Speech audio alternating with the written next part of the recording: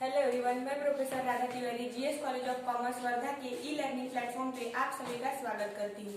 So students, पिछले video में हमने अगर प्रबंधकीय कौशलों को विकसित करना है तो उन कौशल्य विकास के लिए हमें दो प्रणालियां मुख्यतः पढ़नी है, जिसमें पहला हमने देखा था कि कार्य करते हुए मतलब कार्य अविरल चल रहा है और उस कार्य की अविरलता के साथ साथ हम कौशल्य विकास कर रहे हैं या प्रबंधकीय कौशल्य विकास हो रहा है। इसमें आने वाले 5 घटकों का हमने अध्ययन किया था। उसके बाद आज का हमारा वीडियो है कि अब कार्य न करते हुए मतलब कार्य हम एक्चुअल वो वर्क हो रहा है क्या, नहीं हो रहा है, लेकिन वो वर्क ना होते हुए भी अगर ऐसी परिस्थिति हमारे सामने आती है या इस प्रकार की कार्य प्रणाली है तो हम क्या करेंगे। मतलब एक तरीके से हम जिसको केस स्टडी बोल सकते हैं कि एक घटना दे दी और उस घटना के आधार पे या उस बताई गई घटनाक्रम के आधार पे हम क्या निर्णय लिया जाएगा, इसके लिए अध्ययन या वहाँ पे हम वो प्रणाली का अभ्यास करते हैं। तो फिर उसी के आज हमें 6 पॉइंट्स यहाँ पे पढ़ने हैं। कार्य ना करते हुए कौशल विकास, मतलब कार्य एक्चुअल नहीं कर रहे लेकिन फिर भी कौशल विकास करना है तो कैसे होगा। तो सबसे पहला पॉइंट यहाँ दिया हुआ है स्थिति अध्ययन प्रणाली, जिसका अभी 1 मिनट पहले मैंने यहाँ पे आपके सामने उल्लेख किया। केस स्टडी, स्थिति अध्ययन प्रणाली। अब केस स्टडी मेथड में क्या होता है कि व्याख्यान प्रणाली के कारण लोगों को ज्ञान तो दिया जा सकता है, मतलब वो बात से अवगत कराया जा सकता है, किंतु उस अवगत करने में हम ये नहीं बोल सकते कि कौशल निर्माण होगा ही होगा। क्योंकि केवल अगर मैंने जैसे भाषण हम लोग देते किसी एक पर्टिकुलर, जैसे कोरोना बहुत चल रहा है तो कोरोना से निजात पाने के क्या क्या उपाय हो सकते हैं, इसके लिए हम एक संगोष्ठी का आयोजन कर लेते हैं। लेकिन वहाँ 50 आयोजकों ने जो लोग बुलाए हैं, व्याख्यानकर्ता बुलाए हैं, वक्ता बुलाए हैं, उन 50 वक्ताओं ने आपको अनगिनत उपाय बता दिए, किंतु फिर भी आपको ज्ञान हुआ कि लोगों से हैंडशेक नहीं करना है और बाकी की चीजें जो मतलब अगर सर्दी जुकाम दिखता है तो तुरंत दवाखाना जाना है, ये सब पता हो गया।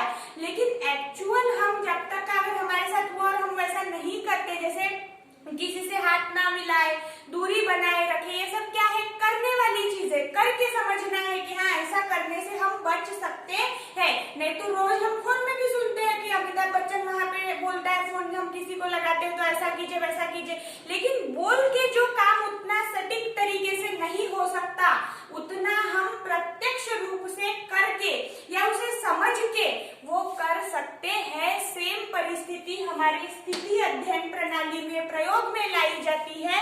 कैसा कि यहाँ केवल व्याख्यान के जैसा नहीं होता कि बस बता दिया और हो गया। तो इसमें क्या किया जाता है कि प्रशिक्षणार्थी जो है, अब यहाँ पे हम प्रबंधक नहीं बोलेंगे, प्रशिक्षणार्थी ट्रेनी जो पढ़ रहा है, उस प्रशिक्षणार्थी को एक विशेष परिस्थिति बताई जाती है और इस परिस्थिति में अब तुम क्या करोगे, ऐसा उसको दुविधा भरा प्रश्न उसके सामने डाल दिया जाता है। फिर वो उस पर अभ्यास करता है, उसका अध्ययन करता है और उसी के साथ साथ मतलब जब हमने परिस्थिति या उस प्रशिक्षणार्थी को कोई एक विशेष समस्या से अवगत कराया तो उसी समय हम क्या करेंगे, व्यवसाय की जो परिस्थिति है उसका भी विवेचन देंगे। अगर व्यवसाय की परिस्थिति बहुत अच्छी नहीं है और समस्याएं उद्भव, वहाँ पे समस्या का उद्भव हो रहा है, तो ऐसे परिस्थिति में वहाँ पे सबसे महत्वपूर्ण बात ध्यान में रखने वाली क्या है कि व्यवसाय की परिस्थिति भी ठीक नहीं है, इसीलिए बार बार समस्या का निर्माण हो रहा है। मतलब समस्या निर्माण के पीछे व्यावसायिक जो हम उतार चढ़ाव की परिस्थिति है वो भी कारणीभूत हो सकती है, ऐसा प्रशिक्षणार्थी को भी ध्यान में रखना पड़ता है। इसीलिए स्थिति अध्ययन प्रणाली में जब किसी एक स्थिति का या समस्या का विवेचन किया जाता है तो उसी के साथ साथ व्यवसाय की परिस्थिति का भी विवेचन करना पड़ता है, क्योंकि उसी परिस्थिति का आधार लेके प्रशिक्षणार्थी निर्णय सुनिश्चित करेगा और वो निर्णय आपको बताएगा। और फिर उसे व्यवसाय की कल्पना भी आ जाती है कि व्यवसाय किस परिस्थिति से गुजर रहा है, कौन सी स्थिति व्यवसाय की अभी चल रही है। इसीलिए और फिर ये समझते हुए मतलब अगर व्यवसाय की परिस्थिति समझना है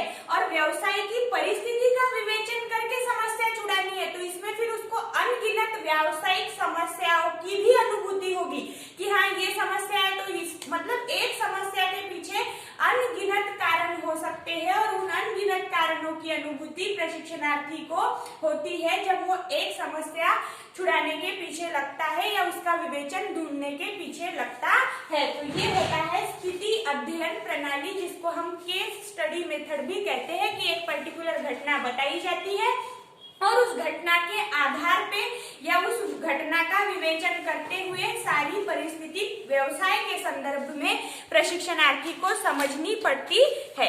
उसके बाद जो दूसरा पॉइंट यहाँ पे दिया हुआ है, तो अब देखो यहाँ पे फिर एक्चुअल घटना जो थी वो मतलब प्रशिक्षणार्थी को दी गई, उसने उस घटना का अध्ययन किया, अध्ययन करके सारी अन्य जो निर्माण होने वाली समस्याएं है उसके बारे में जानकारी ली।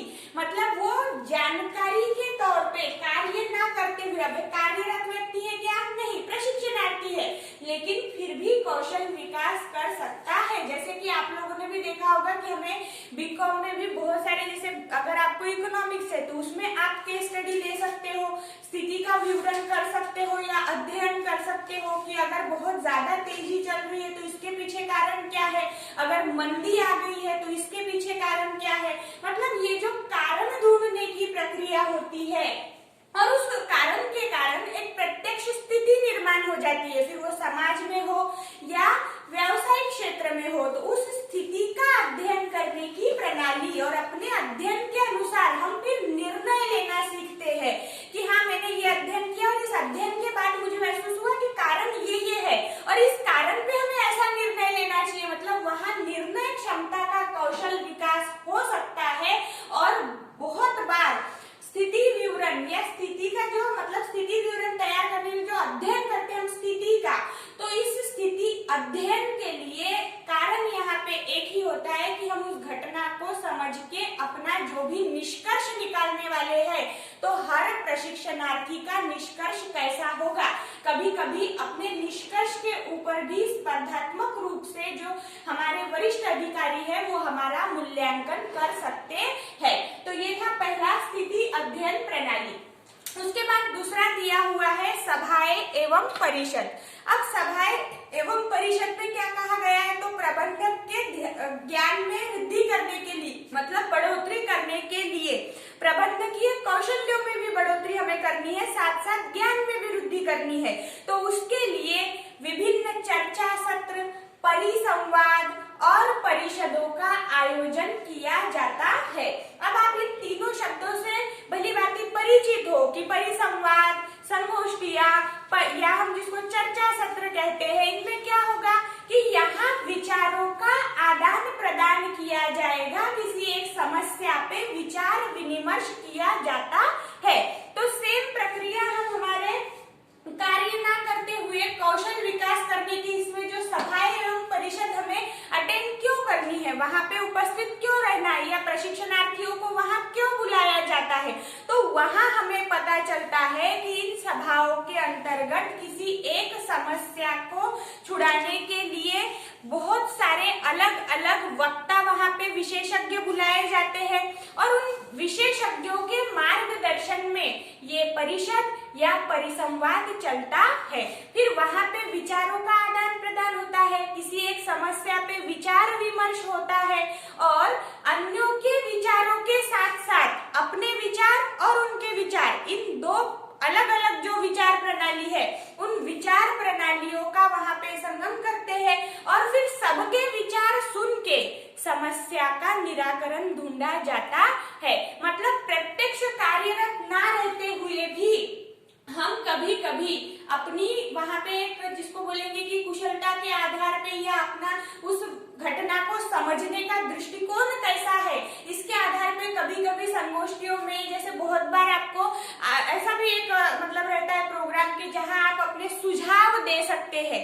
तो ये जो सभाएं एवं परिषद होती है, तो ये सुझाव लेने के लिए जो एक्चुअल उस कार्य में नहीं है लेकिन प्रशिक्षणार्थी है, उन प्रशिक्षणार्थियों से विभिन्न सुझाव लेने के लिए भी सभाएं एवं परिषद आयोजित की जाती है और इन आयोजनों में प्रबंधक को या प्रशिक्षणार्थी को मार्गदर्शन करने के लिए विभिन्न क्षेत्र के बड़े बड़े विशेषज्ञों को भी आमंत्रित किया जाता है। साथ ही साथ उनके विचारों के साथ फिर इन प्रशिक्षणार्थियों के विचारों की भी वहां पे सोच रखी जाती है, तुलना की जाती है और उसके आधार पे निर्णय लेने की क्षमता की बढ़ोतरी वहां की जाती है। इसमें क्या होगा, फिर केवल निर्णय आएगा क्या? नहीं। तो विचार विमर्श करने का तरीका क्या होता है? हमेशा अपने विचारों को ना पकड़ते हुए कुछ नया सीखने की वहां पे हमें एक उम्मीद रहती है, कुछ नया मिलता है और प्रशिक्षणार्थी वहां लोगों से मतलब केवल अपना बताने में नहीं बल्कि दूसरों के ज्ञान का उपाय योजन करने के हेतु से भी जाता है। तो इसीलिए कार्य न करते हुए भी कौशल का विकास सभाएं एवं परिषदों में किया जा सकता है। इसके अलावा अगर हम सभा एवं परिषदों के बारे में जाने तो क्या होगा कि जो नई अद्ययावत प्रणाली आ रही है, मतलब जो एडवांस सिस्टम हर व्यवसाय क्षेत्र में आज अपनाई जा रही है, उस एडवांस सिस्टम को समझने के लिए भी अगर कोई एक विशेषज्ञ वहां उस सिस्टम को बताने के लिए आया है तो हम उस नई प्रणाली को पढ़ने के लिए भी वहां पर जा सकते हैं। और वो नई प्रणाली केवल अभी उपयोग में लाई जाने वाली है, मतलब अभी वो उसका निर्माण किया गया है, वो अभी नवनिर्मित है। तो ऐसे स्थिति में सभाएं अथवा परिषदों का आयोजन करके प्रशिक्षणार्थियों को उन बातों से अवगत कराया जाता है। उसके बाद का पॉइंट है उद्योग के अंतर्गत प्रशिक्षण कार्यक्रम। अब आप में से कुछ लोग ऐसा बोल सकते हैं कि यहाँ तो हम कार्य ना करते हुए कौशल विकास सीख रहे हैं, तो फिर यहाँ उद्योग के अंतर्गत शब्द क्यों आया?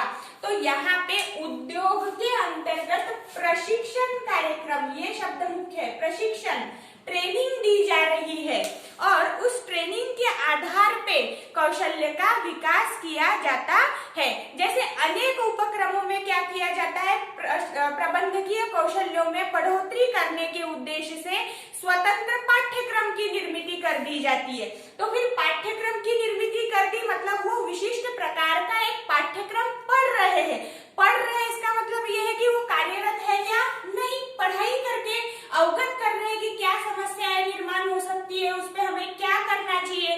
मतलब यहाँ जो ये कहा गया है कि उद्योग के अंतर्गत प्रशिक्षण कार्यक्रम, तो उद्योग के अंतर्गत एक पाठ्यक्रम चलाया जा रहा है और उस पाठ्यक्रम के आधार पे कार्य ना करते हुए भी कौशल विकास किया जा रहा है। फिर इस प्रशिक्षण के जो कार्यक्रम होते हैं, इस कार्यक्रम में क्या किया जाएगा, तो नई योजनाएं और नए जो आने वाली कार्य पद्धति है, नए निर्माण होने वाले जो सवाल है, इन सवालों के जवाब ढूंढना है। इन सब बातों की जानकारी से प्रशिक्षणार्थी को अवगत कराया जाता है और जब वो अवगत हो जाता है तो उस स्वतंत्र पाठ्यक्रम में फिर उस प्रशिक्षणार्थी का भी हम वहाँ पे उसका कुछ योगदान ले सकते हैं कि क्या आप इसमें कुछ नया बताना चाहेंगे। तो फिर ऐसा ये एक पाठ्यक्रम होता है और ये जो प्रणाली है ये अन्य प्रणालियों की तुलना में कम खर्चीली मानी जाती है। कि जैसे अगर कोई उद्योग है, उस उद्योग की अपनी क्या विशेषताएं है, उस उद्योग की अपनी क्या मांग है, इसके आधार पे केवल उनके उद्योग तक सीमित भी उनका पाठ्यक्रम हो सकता है। मतलब खुद को ध्यान में रखते हुए, अपने उद्योग को ध्यान में रखते हुए हम यहाँ पर पाठ्यक्रम निर्मित कर रहे हैं। तो ये है उद्योग के अंतर्गत प्रशिक्षण कार्यक्रम, जहाँ एक विशिष्ट पाठ्यक्रम निर्माण करके प्रशिक्षणार्थियों को वहाँ पे हम उस पाठ्यक्रम का अध्ययन करवाते हैं और उस पाठ्यक्रम का स्वरूप जो होता है वो उद्योग के अनुसार भी निर्धारित किया जाता है। या उपक्रम की जरूरत क्या है, उद्योग की जरूरत क्या है, व्यवसाय की जरूरत क्या है, इसके आधार पे किया जाएगा। जैसे मैंने पीछे भी आपको ये उदाहरण बताया था कि जब बैंक प्रणाली में या बैंकिंग सिस्टम में कंप्यूटर का प्रयोग करना जब सख्ती का कर दिया गया था तो बहुत से लोगों ने VRS मतलब वॉलंटरी रिटायरमेंट सर्विस का अवलंब कर लिया था। उन्होंने अपने समय से पूर्व निवृत्ति स्वीकार कर ली थी। क्यों? क्योंकि वो नई तकनीक से मतलब फैमिलियर नहीं होना चाहते थे, नई तकनीक सीखना नहीं चाहते थे। लेकिन जो लोग सीखना चाहते फिर वो बैंक के प्रणाली की जरूरत क्या है, उस उद्योग की जरूरत क्या है कि जितने लोग कार्यरत है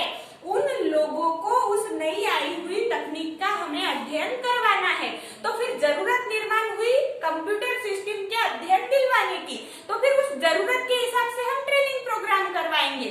तो ये है उद्योग के अंतर्गत प्रशिक्षण कार्यक्रम। और फिर ये भी बात मैं अभी पकड़ के रखती हूँ कि कौशल कैसे ले रहे हैं हम, कार्य ना करते हुए। तो यहाँ पे कैसा होगा कि जो नया व्यक्ति है तुरंत हम उसको कंप्यूटर पे बैठ के, बैंक वाला जो अभी बैंक का ही एग्जांपल लिया, उसको बोलेंगे कि सभी काम तू अब कंप्यूटर पे ही करेगा आज से करके, नहीं, उनका जो मैनुअल वर्क था, मतलब इंसानों द्वारा जो कर रहे थे वो तब जारी था, और उसके साथ साथ वो नई प्रणाली सीखे, और जब पूरी तरीके से उस प्रणाली से अवगत हो गए तब जाके उन्होंने अपने रोजमर्रा की जिंदगी में उस प्रणाली को उपयोग में लाना शुरू किया। तो ये था हमारा तीसरा पॉइंट, उद्योग के अंतर्गत प्रशिक्षण कार्यक्रम। ठीक है, उसके बाद चौथा है व्याख्यान प्रणाली। अब व्याख्यान प्रणाली को परंपरागत प्रणाली भी कहते हैं। बहुत पुरातन समय से अगर किसी नई चीज को समझाना है या उसके बारे में बताना है तो व्याख्यान का आयोजन करवाना बहुत पहले से उपयोग में लाया जाता है। और इस प्रणाली की मुख्य विशेषता क्या है कि विशिष्ट विषय का ज्ञान इस प्रणाली के द्वारा किया जाता है। विभिन्न विद्यापीठों में इस प्रकार से मतलब व्याख्यान प्रणाली का आयोजन करके भी प्रबंधकीय कौशल या ज्ञान प्रशिक्षणार्थियों को दिया जाता है। और इस ज्ञान को लेने मतलब प्रबंधकीय कौशल विकास की या ज्ञान अर्जन करने की ये सरल और सुलभ पद्धति मानी जाती है। बहुत आसान है, कोई व्याख्यान दे रहा है, आप सुनते बैठे रहिए, नई चीजों को आत्मसात कीजिए, मतलब सरल भी है सुलभ भी है। लेकिन इस प्रणाली के आधार पर कम से कम अवधि में ज्यादा से ज्यादा ज्ञान भी दिया जा सकता है। इसलिए ये भी हमने सोचने वाली बात है कि यहाँ पे व्याख्यान पद्धति में हम किसी नई चीज को अगर हजारों लोगों को भी बताना चाहे तो वो एक व्याख्यान करता होगा और सुनने वाले उतने लोग हो सकते हैं, और जितना समय निर्धारित किया गया है उस कम अवधि में भी ज्यादा से ज्यादा ज्ञान दिया जा सकता है। इस प्रणाली में प्रशिक्षणार्थियों के सवालों के जवाब देने के लिए, उन्हें अभिप्रेरित करने के लिए, प्रशिक्षणार्थियों के प्रवृत्ति को विकसित करने के लिए या प्रभावित करने के लिए भी हम व्याख्यान प्रणाली का आयोजन करते हैं। जैसे अगर कोई उपक्रम में बहुत ज्यादा तकलीफें आ रही है और उस उपक्रम के अंतर्गत कार्यरत जो लोग हैं वो करने मतलब उस उपक्रम में आने वाली समस्याओं को छुड़ाने के लिए असमर्थ है, ऐसे परिस्थिति में किसी अगर एक हमने वहां पे व्याख्यानकर्ता बुलाया, उसका व्याख्यान रखा, फिर उसने नई चीजें कुछ बताई और उन चीजों को हमने पहले समझा, पहले जाना, और फिर हम उस कौशल के क्या वो कौशल्य हमारे पास है, हाँ कर सकते हैं कि नहीं, हम ऐसा पूरा सोच के फिर हम उसको एक्चुअल कार्य करते हैं। तो ये यहाँ पे जो पॉइंट दिया हुआ है, यहाँ से हम ज्ञान अर्जित करते हैं और फिर उस ज्ञान का उपाय योजन जब एक्चुअल वर्क किया जाता है तब करते हैं। लेकिन ये जो ज्ञान अर्जन की प्रक्रिया है ये कार्य ना करते हुए ही होती है, इसीलिए ये पॉइंट यहाँ आया। उसके बाद है शिक्षा संस्थाएं। अब शिक्षा संस्थाओं में क्या आएगा, तो प्रबंधकीय कौशलों में बढ़ोतरी करने के लिए प्रबंधकीय शिक्षा देना जरूरी होता है। ये तो बहुत नॉर्मल बात होगी कि अगर कौशल विकास करना है प्रबंधकीय स्वरूप में तो प्रबंधकीय ज्ञान या कौशल देना हमें जरूरी है। तो इसीलिए प्रबंधकीय शिक्षा देने के लिए फिर बहुत सारे उद्योग क्या करते हैं कि अपने व्यवसाय के अंतर्गत ही जितने प्रशिक्षणार्थी है, जितने प्रबंधकीय वर्क करने वाले, कार्य करने वाले लोग हैं, उन्हें वहां पर प्रबंधकीय शिक्षा में जो नई बातें आ रही है या नई तकनीक आ रही है या जो नई संकल्पनाएं अवगत हो रही है उनका ज्ञान कराया जाता है। कुछ महाविद्यालयों में भी जब उपाधि मतलब डिग्री पूरी हो जाती है तो उसके बाद प्रबंधकीय शिक्षा प्रदान करने की हम देखते हैं कि हमारे समाज में ऐसी संकल्पना प्रचलित हुई है। तो इसीलिए जो शिक्षा संस्थाएं है मतलब जहाँ पे आप मैनेजमेंट की स्टडी कर रहे हो, ऐसी जो प्रबंधकीय शिक्षा के बारे में आपको जानकारी प्रदान करने वाली संस्थाएं हैं, उन सब संस्थाओं में जो ट्रेनिंग चल रही है, प्रशिक्षण चल रहा है, वो कैसा है, प्रशिक्षणार्थी के विकास के लिए कराई गई एक उपाय योजना है या विकास के लिए उठाया गया एक कदम है। एक्चुअल में वो वर्क प्लेस पे काम कर रहे हैं क्या, नहीं। इसीलिए शिक्षा संस्थाएं भी प्रबंधकीय कौशल के विकास के लिए जरूरी मानी जाती है। फिर इसमें आपके जितने भी मैनेजमेंट स्टडीज करवाने वाले इंस्टीट्यूट है वो सभी आए। अगर कोई उद्योग ऐसा है कि वो अपने जरूरत के हिसाब से अपने प्रशिक्षणार्थी निर्माण करता है प्रबंधकीय ज्ञान देकर, वो भी इनमें आएंगे। जहां जहां शिक्षा के रूप में कौशल दिए जा रहे हैं, ज्ञान में वृद्धि कराई जा रही है, तो वो शिक्षा संस्थाएं हम प्रबंधकीय कौशल का विकास करने में योगदान दे रही है, ऐसा हम कहेंगे। और ये चीज कार्य ना करते हुए हो रही है। अंत में 6 नंबर पर है प्रबंधकीय खेल। अब ये प्रबंधकीय खेल क्या है? तो अनिश्चित परिस्थिति में, मतलब या विपरीत परिस्थिति में तुरंत निर्णय लेते आना चाहिए। तो तुरंत निर्णय लेते आना चाहिए, इसके लिए हमें पता है कि हमारा प्रबंधक एकदम निर्णय लेने में कुशल होना चाहिए, उसकी निर्णय क्षमता स्ट्रांग होनी चाहिए। तो इसके लिए फिर क्या किए जाते हैं, वहां विभिन्न प्रबंधकीय खेल उनसे खिलवाए जाते हैं। कैसा कि अगर वहां पे 4 प्रशिक्षणार्थी बैठा दिए और चारों के सामने एक वहां पे बाउल रख दिया, उसमें हमने 4 अलग अलग चिट्ठियां डाल दी और चारों चिट्ठियों में 4 अलग अलग परिस्थितियां लिखी हुई है। अब 4 प्रशिक्षणार्थी उन 4 चिट्ठियों में से सबसे ज्यादा, मतलब चारों को एक एक बार मौका दिया जाएगा और चारों चिट्ठियां उन्हें खोलनी है, समझना है कि चारों में परिस्थिति क्या लिखी हुई है। और उन मतलब वो रैंडमली एक चिट्ठी उठाना नहीं है, चारों समझ के चारों परिस्थितियों में से उस प्रशिक्षणार्थी को महत्वपूर्ण कौन सी लगती है, कौन से 4 घटनाओं को उसे सॉल्व करना है या 4 समस्याओं का निवारण उसे करना है, लेकिन 4 में से वो पहला किसको चुनता है, इसके आधार पर भी कुशल प्रबंधक का वहां पे चयन किया जाता है। तो ये हमने क्या किया, एक खेल के रूप में उसकी निर्णय क्षमता को पहचाना, उसकी कसौटी ली कि वो क्या वहां पे कर सकता है। फिर उसने जो निर्णय लिया है उस निर्णय का आधार लेके हम उसकी निर्णय क्षमता, उसकी महत्व देने की जो क्षमता है, इन सब बातों का वहां पे अध्ययन कर सकते हैं। और इसके लिए प्रबंधकीय खेलों का आयोजन किया जाता है। और ये अल्प अवधि में ज्ञान संपादन करने की एक अच्छी प्रणाली भी मानी जाती है। और इसमें विचार विमर्श भी किया जा सकता है, मतलब जब 4 लोगों ने अलग अलग समस्याओं को, हो सकता है कि मतलब 4 में से 2 लोग मतलब जो सेम समस्या थी वही चुन ले और जो दूसरे हैं उन्होंने कोई दूसरी चुनी है, तो फिर आपने ऐसा क्यों किया, इन 4 परिस्थितियों में आपको ये महत्वपूर्ण परिस्थिति क्यों लगी, इस पर हम उनसे पूछताछ भी कर सकते हैं। तो वहां पे विचार विमर्श भी होता है। लेकिन अगर अंत में मैं ये कहूँ कि प्रबंधकीय खेल ज्यादातर व्यावहारिक प्रणाली के रूप में नहीं अपनाए जाते, मतलब उनका उतना जो रिजल्ट है उतना परफेक्ट या प्रॉपर नहीं होता, क्योंकि कभी कभी अगर कोई ऐसा मतलब तुक्का मारे जैसा भी कोई चीज वहां पे उठा सकता है, तो इसमें उसका एक्चुअल उसने दिमाग लगाया ही होगा और उसका काम ऐसा ही होगा, उसकी सोच के हिसाब से ये है, ऐसा हम वहां सोच नहीं सकते, इसीलिए ये व्यावहारिक प्रणाली में नहीं गिना जाता। तो आज हमने यहाँ पे कार्य ना करते हुए कौशल विकास कैसे किया जाता है, इसके 6 अलग अलग मुद्दों का अध्ययन किया। अगले वीडियो में हम किसी दूसरे बात पे यहाँ पे चर्चा करेंगे। तब तक के लिए धन्यवाद।